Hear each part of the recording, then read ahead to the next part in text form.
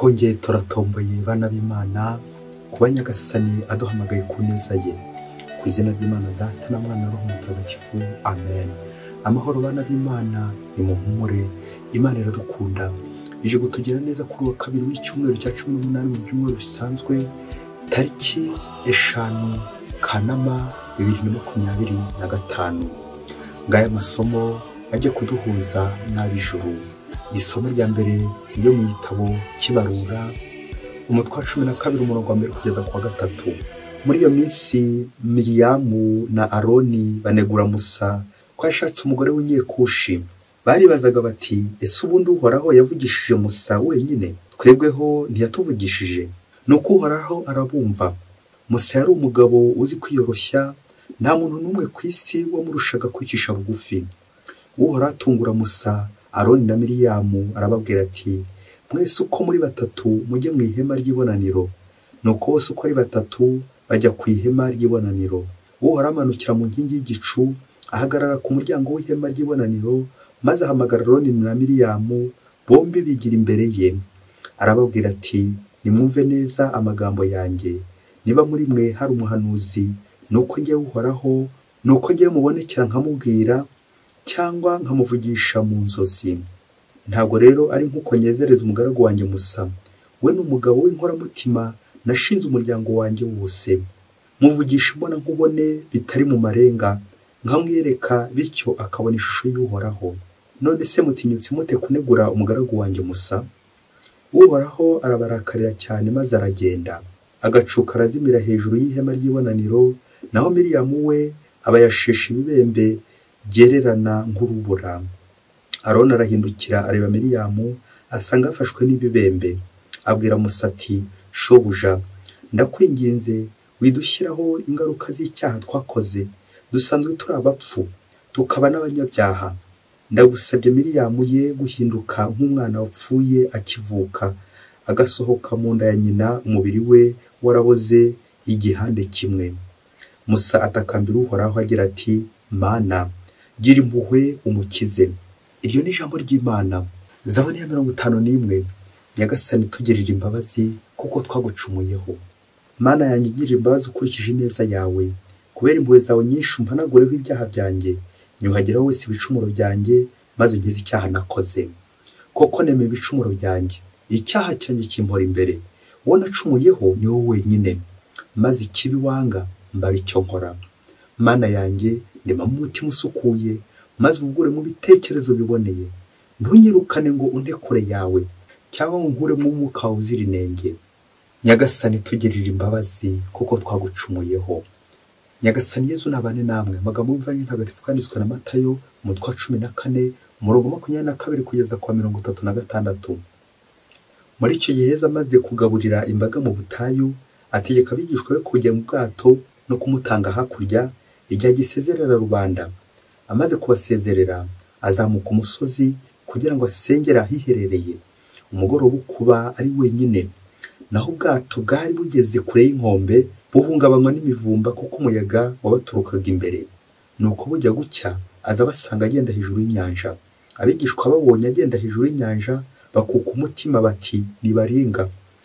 Bashya ubwoba, niko kuvuza induru. Ako kanya Yezu arababwira ati, nimuhumure ni jye, mwigira ubwoba. Petero niko kumusubiza ati, Nyagasani, niba ari wowe, tegeka ko ngusanga ngenda ku mazi. Yezu ati, ngwino. Nuko Petero ava mu bwato agenda ku mazi asanga Yezu. Ariko abonye ko umuyaga uteye inkeke, agira ubwoba, atangira kurohama. Nuko atera hejuru ati, Nyagasani nkiza. Ako kanya Yezu arambura ukuboko, aramusingira ati, wamwemera gato we, niki cyatumye ushidikanya? Nuko ageze mu bwato, umuyaga urahosha. Abari mu bwato bamupfukamira bavuga bati, koko uri umwana w'Imana. Bamaze kwambuka bagera mu karere ka Genezareti. Abantu baho bamumenye bakwiza inkuru muri ako karere kose, niko kumuzanira abarwayi babo bose. Baramwingingaga ngo abareke bakore ku ncunda z'igishura cye gusa, nuko abazikozeho bose bagakira. Iyo ni Ivanjili ntagatifu. Nuko abakoze kuri Yezu bose barakiraga. Bayoboke b'Imana, nimugire amahoro. Aha tugeze ni kuri buri munsi. Fungura buri munsi ufungure buri munsi, ufungure abandi buri munsi, ineza y'Imana buri munsi, ijambo ry'Imana buri munsi, umukiro w'Imana buri munsi. Mbere yuko ngiye gukubwira intego remezo tujye kuzirikanaho, bumbura Bibiliya yawe usome ivanjiri kwanditswe na Matayo umutwe wa 18 umurongo 20. Haravuga iki? Reka tubanze duhasome. Koko iyo babiri cyangwa batatu bateraniye hamwe mu izina ryanjye, mba ndaho hagati yabo. Amen. Uwo ni Yesu ubivuze. Iyo ni Imana. Imana iri hagati y'abantu bari gusenga, Imana iri hagati y'abantu bari kuvuga neza, Imana iba hagati y'abantu bose bari gukora neza. Kubera impuhwe z'Imana, iri jambo ry'Imana turyerekeza nanone kuri shitani ushobora nawe kuba uri hagati y'abantu. Byumvikane Imana iyo abantu bari gusenga, Imana ibera hagati yabo. Nanone iyo abantu bari gutuka Imana, bari kuvuga nabi, bari kunegurana, shitani nayo ibera hagati yabo. Na niyo mpamvu amasomo y'uno munsi atubuza kunegura. Twirinde kunegura abandi. Nicyo amasomo aza twereka uno munsi. Muri no si tubaho nk'abanenga batirora.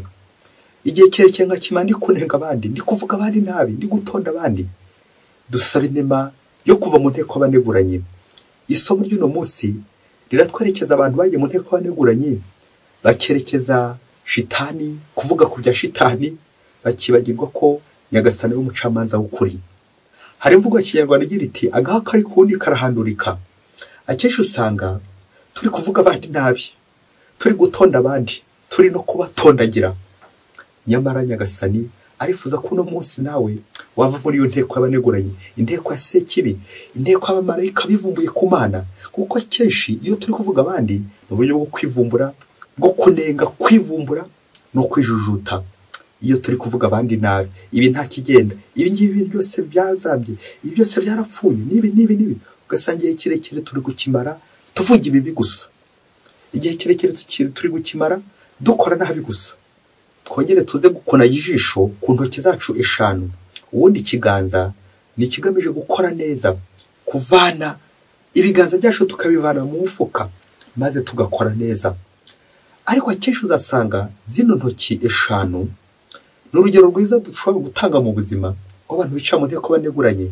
Ugasanga ni gutunga intoki, ngatunga mugenzi wanjye urutoki, ndi kumuvuga nabi, ndi kumuharabika. Ariko nkaza kwibagirwa ko 3 ziri kundeba kandi ziri kunjomba nabi, wenda rumwe rwerekeye undi, noneho ngibwira ko ndi gutunga mugenzi wanjye urutoki. Mugenzi wo gukora aka kamenyetso, urebe uburyo 3 ziri gukujomba nawe, nkuko nanjye ndi kubikora muri kumbona ko ziri kunjomba. Kubera iki? Nica mu nteko baneguranye nkavuga abandi nabi, aturi yakora nabi, ngacunda urubanza. Ariko nkaza kwibagirwa ko ari jewe umeze nabi. Yavuga igira iti ntugasekere ukoba uhetse rukobora. Amasomo y'umunsi arimo inyigisho ikomeye cyane, biri kuducira amarenga y'umuriro ndetse n'ijuru. Turazi ko igisobanuro cy'umuriro naho bari gukora nabi, naho igisobanuro cy'ijuru naho bari gukora neza. Turaza kumva ibintu bitambuka muri amasomo yerekeza ku ijuru, aho shitani abani, aho ni mu muriro nyine. Shitani buri gihe abari gukora nabi, abari kuvuga nabi, abari no gutekereza nabi. Naho Imana Yesu Kristo akesha abari gutambuka akora neza, avuga neza, akiza. Mu gihe shitani ari ukwica, Yesu we kuba ari ugukiza. Twumvise mu isomo rya mbere abiciye mu nteko baneguranye, Miriyamu ndetse na Aroni bari kunegura Musa. Abo ngabo ni nk'abambari ba shitani. Ibyo bari gukora byose ni bibi, ibyo bari kuvuga byose ni bibi. Kunegura, kunenga, ngo bari kunegura Musa. Ahangaha hibumbiyemo ishyari, ati ubu koko twebwe Imana ntiyavuganye natwe, kuki twe Imana itadukorera biriya? Nuko bagatangira bakamunegura, bagashaka impamvu, bagashaka ikibi cyose bamuvugaho. Dore ko nyine shitani idashobora kubura ikibi iri kuvuga ku muntu, iri gukora ku muntu. Nguko natwe abantu benshi twicara mu nteko baneguranye, turi kujomba abandi, turi kunegura abandi, turi kuvuga abandi nabi. Wageze ngo wabura icyo uvuga nabi ho mugenzi wawe, kandi ubwo bari gukora neza. Twongeye tuzirikana urugendo rwa Musa, uburyo ari guhangayika, uburyo bari kumwivumburaho, none akubitiwe nuko bagiye kumunegura, bakamunenga, bakamutoteza. Abangaba bari bakwiye gufatikanya nabo. Ese ni kangahe nanjye nice mu nteko abaneguranye? Iyo umuntu dukorana, iyo umuntu tubana, iyo umuntu tugendana, akaba ari gufata iya mbere yo kugenda muharabika, muvuga nabi, munenga, munegura, inteko y'abaneguranye. Twumvise uburyo Miriyamu na Aroni bibagendekeye, uhoraho ngo arabahamagara ngo ntibari bazi ko uhoraho ari kubumva. Nazo tujye dutekereza ibintu byose dukora abandi nabi nubwo batabimenya, ariko Imana iraturuzi, Imana yo mu ijuru, Imana iraturuzi, Imana iruzi byose uri gukora, Imana iruzi byose uri kuvuga mugenzi wawe nabi. Imana iri kureba inteko y'abaneguranye, nubwo waheje Imana ugakura Sekibi kugira ngo bariho mukorana, kuko buri gihe Sekibi shitani igihe cye akimara ari gukora nabi, igihe yakimara ari kuvuga nabi. Ariko aha muri iri somo harimo ubutumwa bukomeye cyane, ubutumwa bwerekeye na Musa. Musa uburyo yumva ibyo byose ariko ngo yarangaga no kwiyoroshya. Twumvise uburyo Miriyamu birangiye ahuye n'ingaruka mbi zo kuvuga nabi, kunegura abandi, uburwayi, ibibembe. Ariko turaza kumva urundi ruhande rwa Musa ujye gutakambira uhoraho ati Nyagasani mubabarire, ngize imbabazi z'Imana. Uyu Musa werekeza kuri Yezu Kristo Musa mushya, wa wundi tunegura, tukanenga, tukamuciraho, tukamutuka, ariko we akaba ari kudutaka, akaba ari kutuvugana, akaba ari kudusabira imbabazi. Ngiye ivanjiri uno munsi irerekeza kuri Yezu Kristo nanone, wa wundi umaze gutugaburira imigati, wa wundi tuvuga nabi, wa wundi tunenga, ariko akarenga gatugaburira. Turongera tunamwumve nanone aherekeza abigishwa be, yasigaye asenga, bishoboke ko bamusize inyuma, ariko nanone agenda agaruka aza kubareba ati mugeze hehe, nimuhumure n'ingeme. N'ubundi bwoko bwinshi cyane bw'ihumure agenda ahereza abigishwa be, intumwa ze, imbaga nyamwinshi imukurikiye. Ariko turatinda kuri ubu bwaneza bwa Yezu abantu bagenda bamuzanira, aba bose bagenda baza imbere ye ngo nuko amukozeho bose bagakira kubera impuhwe ze. Yezu ukiza abantu, ariko abantu ntibabyemere, cyangwa abantu bo bagakomeza kugenda bamugira nabi. Uwo Yezu ni watambutse muri ano masomo yongera gukwibutsa ineza kugirira, ariko ukamwitura inabi, wowe ukamara igihe kirekire uri kumutuka. Yezu kugira neza w'igihe kirekire ukakimara uri kumugira nabi, uri kugira abandi nabi, uri mu nteko y'abaneguranye, uri gukora nabi. Hari indwara iri mu bantu ikomeye cyane, abantu bagahura, inshuti, abavandimwe bagahura gusa bagiye guhuzwa n'undi muntu bagiye kunegura, bagiye kunenga. Igurupe yanyu, itsinda ryanyu, aho musengera, aho muhurira, bya biganiro tugira mu matsinda ndetse no mu ikabare n'ahandi henshi cyane, aho wasaga nanjye mba nicaye kuri mugenzi wanjye ndi kumunenga, ndi kumuvuga, tugahura gusa turi kuvuga undi nabi, turi gutonda undi nabi. Bya bindi bya Herode na Pilato bahura gusa bakuzurana, bakaba inshuti gusa, bahuriye ku rupfu rwa Yezu, bagiye kumwica, bagiye kumugambanira. Izo nteko z'abaneguranye natwe ntitubemo kuzibona mu buzima bwacu, tugahura gusa, tukaba inshuti gusa, turi kugira nabi, turi abafatanyacyaha, turi kugambana, turi gukora nabi. Ibi byose rero Yezu arabireba agatugirira impuhwe.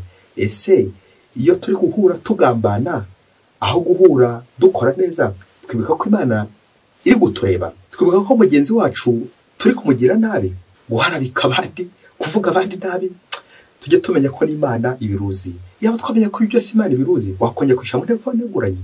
Muntu muvandimwe mu Kristo, muvandimwe washyize akaguru n'akaboko kawe muri zo gurupe, ibigare, kunenga abandi, ujye umenya kuri kwikura umuvumo, nta mugisha urimo, kuko igihe kirekire nyine ukimara kwa Sekibi, inteko y'abaneguranye, ugakimara uri kuvuga nabi, ariko ni hahandi Imana irakuruzi. Bayoboke b'Imana, Yezu Kristo akuzwe.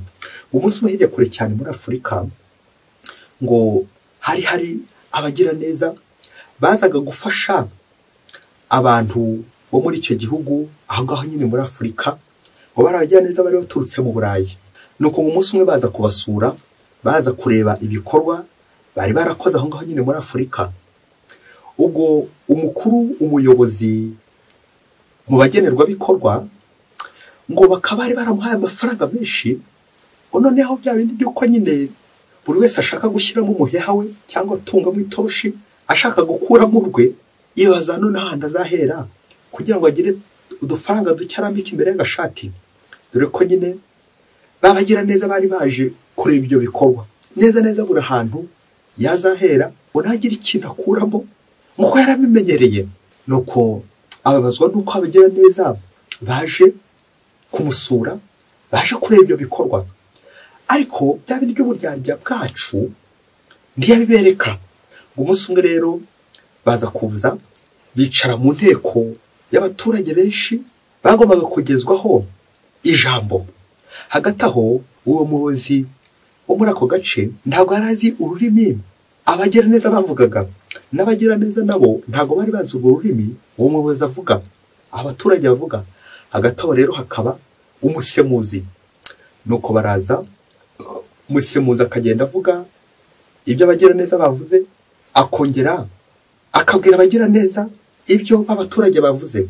nuko ngo wa muyobozi afata ijambo atangira avuga kuri bya bikorwa biri aho ngaho, ati ibi bisambo gusa biza biherekeje amafaranga yabo, bakarya bakayamara, bagashaka kutugirira nabi. ubukoroni imbwa gusa. nuko arabatuka, arongera abatuka izi nyana z'imbwa gusa ziza kwiba, izi zambaye ibobo, inzererezi, abantu b'abagome, abantu babisha gusa. nuko wa musemuzi bishoke ko nawe yaracunze umugati hafi aho ngaho, ngana afora uburyo agiye gusemura ibi bitutsi. izi nyana z'imbwa araza kuzivuga ate? inzererezi zambaye ibobo araza kuzivuga ate? araza kubihindura ate?